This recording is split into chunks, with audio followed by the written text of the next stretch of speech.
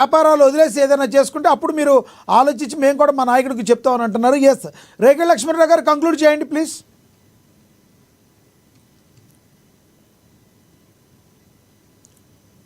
లక్ష్మణరావు గారు కంక్లూడ్ చేయండి. మీ వాయిస్ మ్యూట్లో ఉంది లక్ష్మణరావు గారు.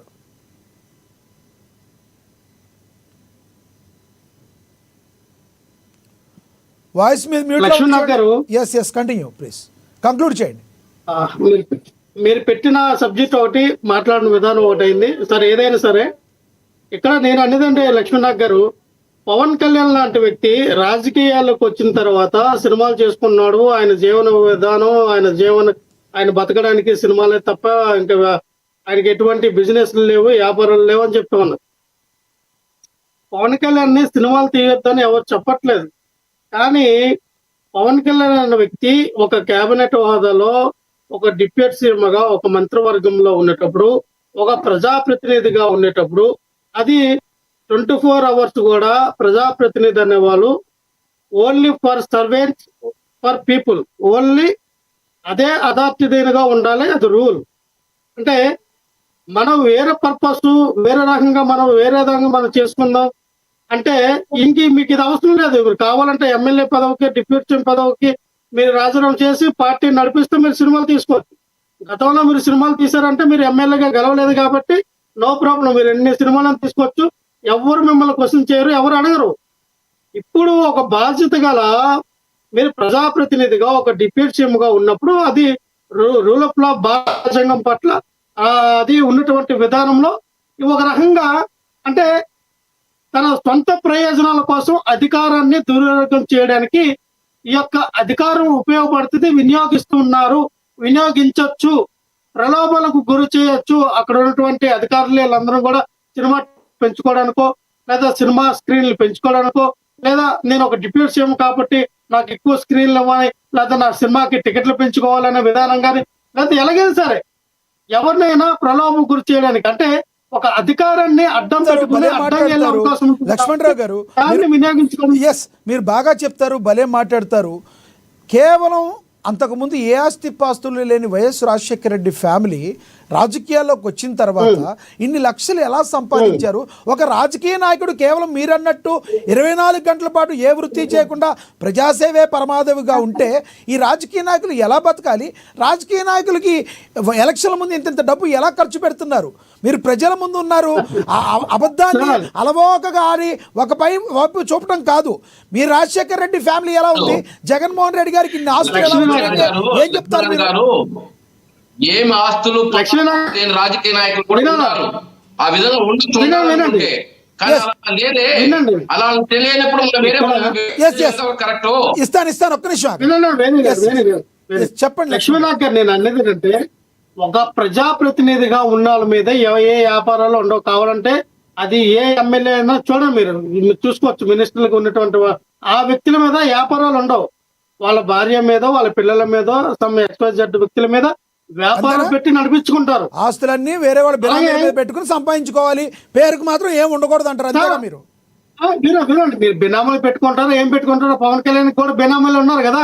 ఇదే పవన్ కళ్యాణ్ సినిమాలు నా థియేటర్లు మూసివేస్తారు, నా సినిమాకి థియేటర్లు ఇవ్వలేదు, క్లోజ్ చేస్తారు అని చెప్పినటువంటి ఇదే పవన్ కళ్యాణ్ గారు అదే అత్తి సత్యనారాయణ రాజమండ్రి అర్బన్ ఇన్ఛార్జ్ ని ఆ రోజున హఠాత్తుగా ఆ వ్యక్తిని సస్పెండ్ చేశారు. ఇప్పుడేమో ఇదే ఓజీ సినిమా తూర్పుగోదావరి, పశ్చిమ గోదావరి జిల్లాలో మొత్తం రైట్స్ ఆయన కొన్నాడు అనేసరికి ఆయన మీద సస్పెన్షన్ ఎత్తేసాము. ఆయన మళ్ళీ మా రాజమండ్రి అర్బన్ కి ఆయన ఇన్ఛార్జ్ అని చెప్పి ప్రకటించారు. ఇదంతా దౌర్భాగ్యం అండి. అంటే అత్తి సత్యనారాయణ మీకు ట్విట్ బ్రోకర్ చేస్తే పర్లేదు. అదే కొవ్వూరు ఇన్ఛార్జ్ ఎవరైతే ఉన్నారో టీవీ రామారావు, ఆయన ఎందుకు మీరు విధుల్లోకి తీసుకోవాలా? ఆయన మీద ఎందుకు మీరు సస్పెన్షన్ ఎత్తివేయాలా? ఆయన దళితుడు కాబట్టి. పాయింట్లోకి వచ్చేయండి. అదే చెప్తా సార్. నేను ఇక్కడ ఏమన్నానంటే ఇలా ఉంటుంది, లోతుకెళ్తే లోతుగా మాట్లాడాల్సి వస్తుంది. మాట్లాడితే మీ దగ్గర ఉన్న 11 మందిలో కూడా బోల్డ్ అని ఉన్నాయి. అంబటి రాంబాబు గారు ఒకటి మాట్లాడుతున్నారు, సత్యనారాయణ గారు ఒకటి మాట్లాడుతున్నారు. మీ పార్టీ విషయాలు, అంతర్గత విషయాలు మీవి, వాళ్ళ పార్టీ నేను అదే చెప్తాను లక్ష్మీనాథ్ గారు. ఖచ్చితంగా మాట్లాడతాం. పవన్ కళ్యాణ్ గారు అనే వ్యక్తి ఏదైతే నిన్న OG cinema pre release event లో ఆయన చేసినటువంటి ఆయన చేసినటువంటి పిచ్చితనం అవ్వచ్చు, మెంటల్ అవ్వచ్చు, ఏదైనా అవ్వచ్చు, ఒక కత్తిని తన చుట్టుపక్కల ఎవరున్నారన్న కూడా తెలియకుండానే అటు ఇటు ఇస్తే తన వ్యక్తిగత సంరక్షణకు ఉన్నటువంటి వ్యక్తులు ఉన్నారు చూస్తున్న బాడీ గార్డ్స్. ఒక ఆయనకి తల పగిలిపోవలసింది, ఇంకో ఆయన బెత్తర సొప్పులు చూస్తూ ఉన్నాడు. అయ్యో నాకు ఎక్కడ తగులుతుంది అంటే అయ్యమయ్యలో చూస్తూ ఉన్నాడు.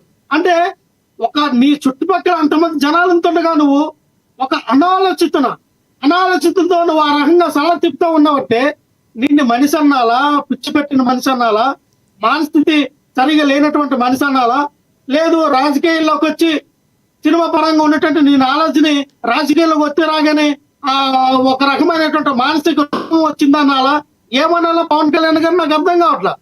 అయ్యా మీరు సూపర్ స్టార్, మీరు పవర్ స్టార్, మీరు ఏదో స్టార్, మీరు అన్ని స్టార్లు మీరే. కానీ ఒక స్టేజ్ మీద కత్తి తిప్పడము ఇది ఎవరికైనా తగిలితే మళ్ళీ అది మీకే ముప్పు. అయ్యా పవన్ కళ్యాణ్ కత్తి తిప్పాడు, అగో పాడి కట్టి తల తగ్గిపోయింది, కంకర్ రాళ్ళు ఆయనకు అనుభవం లేదు కదా, తెలవదు. అప్పుడు చట్టాలకి పవన్ కళ్యాణ్ అనే వ్యక్తి డిప్యూటీ సీఎం మనం అరెస్ట్ చేయకూడదనే ఉండదు. అదే కత్తి అదే బాడీ గార్డ్ కానీ తగిలి ఆయన సొవ్వో లేదా కాలో లేదా అక్కడ ముక్కో ఏదో తెగింది అనుకోండి, నిర్దాక్షిణంగా ఇమీడియట్ గా బొక్కలేస్తారు పవన్ కళ్యాణ్. ఎక్కడ ఎటువంటి దాకా ఉండదు. అయ్యో ఆయన డిప్యూటీ సీఎం ఇంకో ఆలోచిస్తారు, తీసుకెళ్ళి బొక్కరు పవన్ కళ్యాణ్. గుర్తుపెట్టుకోవాలి. మిమ్మల్ని బాగా పవన్ కళ్యాణ్ డిస్టర్బ్ చేసినట్టున్నారు, ఎందుకో మీ పార్టీ వాళ్ళందరినీ బాగా డిస్టర్బ్ చేసినట్టు. ఎప్పుడు పవన్ కళ్యాణ్ జైల్లోకి వెళ్ళిపోవాలి ఇలాగే కోరుకుంటారు కదా మీరు కూడా. మరి ఖచ్చితంగా పవన్ కళ్యాణ్ అనే వ్యక్తి 2029లో వైఎస్ఆర్ కాంగ్రెస్ పార్టీ అధికారంలో రాగానే ఖచ్చితంగా పవన్ కళ్యాణ్ అనే వ్యక్తి అది 1 సంవత్సరం ఉంటాడా, 2